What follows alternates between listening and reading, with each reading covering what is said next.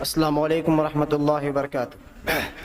آج کے اس سیمینار میں میرے مقالے کا عنوان ہے مولانا مرزا اشفاق احمد اصلاحی رحمۃ اللہ علیہ کی حیات و خدمات۔ مولانا مرزا اشفاق احمد اصلاحی رحمۃ اللہ علیہ ایک مائناز عالم دین، نہایت سادہ مزاج، اصول پسند آدمی تھے۔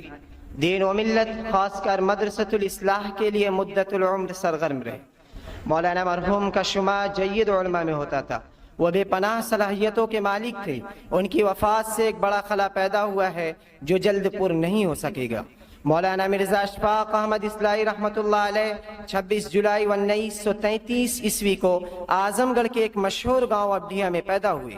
آپ نے ابتدائی تعلیم گھر پر حاصل کی۔ اس کے بعد آپ کے والد محترم نے آپ کا داخلہ 18 جولائی 1946 عیسوی کو علاقہ کے مشہور و معروف ادارہ مدرسۃ الاصلاح سرائے میر میں کرا دیا۔ پہلی مرتبہ درجہ ناظرہ میں آپ کا داخلہ ہوا، جس میں آپ کی عمر 10 سال درج ہے۔ لیکن معلوم ہوتا ہے کہ آپ کی صلاحیت کی بنیاد پر اساتذہ اور ذمہ داروں نے محسوس کیا ہوگا کہ آپ کا داخلہ 2 سال کے آگے کے درجے میں ہونا چاہیے، اور صرف 2 ماہ کے بعد 15 ستمبر 1946 عیسوی کو آپ کا داخلہ درجہ 2 مکتب میں کر دیا گیا۔ اس کے بعد آپ مدرسۃ الاصلاح میں تقریباً 11-12 برس زیر تعلیم رہے۔ 1957 عیسوی میں آپ نے فراغت پائی۔ آپ کے اساتذہ میں مولانا شبلی متکلم ندوی، مولانا اختر احسن اصلاحی، مولانا علی احمد محدث، مولانا ابو بکر اصلاحی، مولانا احتشام الدین اصلاحی کے نام قابل ذکر ہے۔ مولانا مرحوم مدرسۃ الاصلاح سے فراغت کے بعد کانپور چلے گئے اور شہر کو اپنی سرگرمیوں کا مرکز بنایا۔ مولانا دینی، دعوتی، قومی اور ملی خدمت کے جذبات سے پوری طرح سرشار تھے، اس لیے کانپور کے اندر ہر اس مہم کا حصہ ہوتے جو قومی، ملی، دینی ضرورتوں کے تحت شروع کی جاتی۔ اپنے اسی جذبے کے تحت جماعت اسلامی سے شروع ہی سے منسلک تھے اور جماعتی سرگرمیوں میں بڑھ چڑھ کر حصہ لیتے۔ آپ نے شہر کانپور جا کر جماعت کے کاموں کے لیے اپنے آپ کو وقف کر دیا تھا۔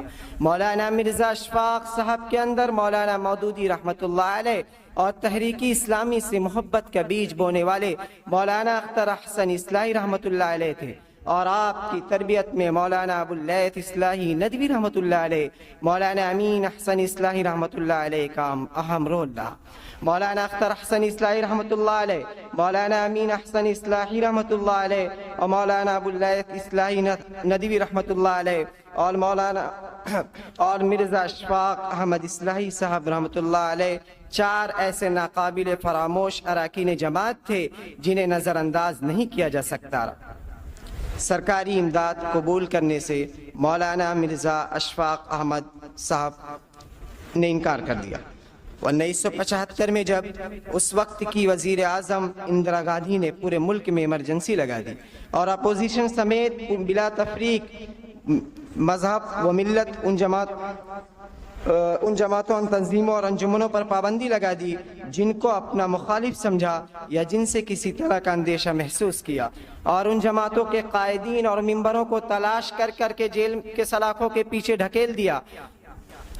مولانا مرحوم بھی گرفتار کر کے جیل میں بند کر دیے گئے اور سنت یوسفی سے سرفراز ہوئے۔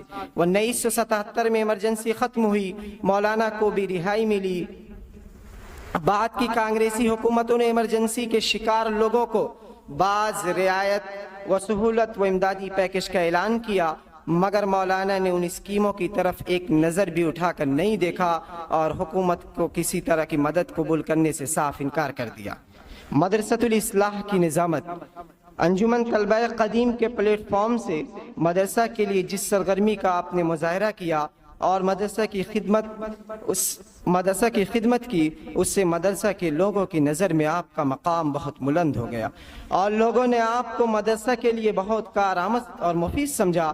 چنانچہ پہلے آپ کو مدرسہ کی مجلس انتظامی نے 2000 عیسوی میں رکن مجلس انتظامی بنایا، پھر چند ماہ کے بعد مدرسہ کا نائب ناظم منتخب کر لیا۔ 8 سال تک آپ مولانا ضیاء الدین اصلاحی صاحب کے ساتھ، جو اس وقت کے ناظم تھے، ان کے ساتھ مل کر مدرسہ کی تعمیر و ترقی کے لیے سرگرم رہے، اور جب 2008 عیسوی میں مولانا ضیاء الدین صاحب ایک حادثہ کا شکار ہوئے शिकार होकर इस दुनिया से रुखसत हो गए तो मुत्तफ़िक़ा तौर पर 2008 में बहैसियत नाज़िम आपका इंतखाब अमल में आया और आप 28 अक्टूबर 2019 को आखिरी सांस तक इस बार को ढोते रहे। गोया 20 साल तक बड़ी खामोशी से मदरसतुल इस्लाह की तामीर व तरक्की में जुटे रहे। शोहरत के ज़ीनों पर चढ़ना आपको कभी नहीं आया, बल्कि शोहरत बेजारी से आपकी शख्सियत का खासा थी। मौलाना फराही रहमतुल्लाह अलैह हमेशा चरख़ शोहरत से दूर रहे। मौलाना अख्तर अहसन इस्लाही साहब गुमनामी की ज़िंदगी अजीज़ रही। यही तर्ज हयात मिर्ज़ा साहब को भी भा गया और आप एक अमली आदमी थे। आपने पूरे खुलूस व दयानतदारी के साथ मदरसे की बिलौस खिदमत को अपनी ज़िंदगी का नस्बुल-ऐन करार दे दिया था और अपना सब कुछ तश करके सिर्फ मदरसे के होकर रह गए थे और मदरसे की खिदमत को अपना मकसद हयात बना लिया था। इस तवील मुद्दत में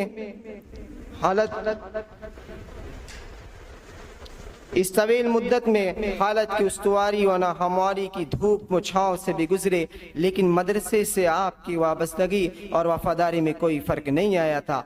रात व दिन आपका क़याम मदरसे पर रहता था, बहुत कम कहीं जाते। अगर ज़रूरत से 2-4 रोज़ के लिए मदरसा छोड़ना पड़ता तो मदरसे की फ़िक्र आप पर हावी और गालिब रहती थी। आपने मदरसे की माली इस्तेहकाम के लिए बड़ी मेहनत की। आपके दौर निज़ामत में असातिज़ा की तनख्वाह में अच्छा खासा इजाफा हुआ, तामीराती काम भी खूब हुए। मदरसा की नामुकम्मल 4 दीवारी की तकमील हुई, मदरसा का आलीशान गेट बना और सबसे बढ़कर निहायत वसी व अरीद और हसीन व जमील मस्जिद की तामीर हुई। पहले तलबा पैदल या ज़ाती सवारी से पढ़ने आते थे, मगर आपके आखिरी ज़माने में बसों का नज़्म किया गया। मदरसा की कुछ रकम पड़ी हुई थी। उस वक्त छोटे नोटों और सिक्कों का रवाज और चलन था, इसलिए पैसों का हजम काफ़ी बढ़ गया था, जिसके बाइस कोई उसको लाने के लिए तैयार नहीं था। आप उसको लाने के लिए बर्मा पहुंच गए। रिवायत है तमाम पैसा इकट्ठा करके बाधा और सर पर रख लिया। बजरिए ट्रेन कलकत्ता आए, फिर मुगल सराय होते हुए सरायमीर पहुंचे। ये मुसलसल 3 दिन का सफ़र था। अस्सलाम वालेकुम।